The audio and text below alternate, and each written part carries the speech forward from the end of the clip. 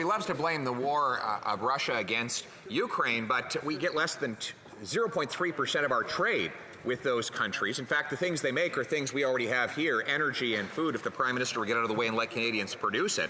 And maybe that's why Mark Carney disagrees with him. He says it's quite of inflation. It's quite broad, so it's not all imported inflation. In fact, most of it is now domestically generated inflation.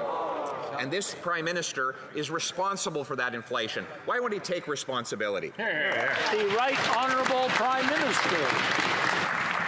Speaker, we know Canadians are struggling with the ability to pay their bills, with their abilities to support their families, with their concerns for the months ahead. That's why we've stepped up in terms of helping them. We're delivering help as a doubling of the GST rebate over 6 months with a check that should arrive in the coming weeks in Canadians' bank accounts. At the same time as we're moving forward with support for low-income renters and help for kids under 12 to send them to the dentist. Unfortunately, despite the Conservative leader's rhetoric, he is not supporting support for renters and dental. Why isn't he supporting?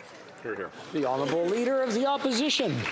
Well, it's $500 billion of inflationary deficits that have bid up the cost of the goods we buy and the interest that we pay. Inflationary taxes are making it worse, including a tripling of the carbon tax, which will raise home heating prices. Maybe that's why Mark Carney, the future leader of the Liberal Party, is saying, and I quote, "But really now inflation is principally a domestic story." So he disagrees that it can all be blamed on the rest of the world. So who should Liberals believe? Their current leader or their future one? The Right Honourable Prime Minister.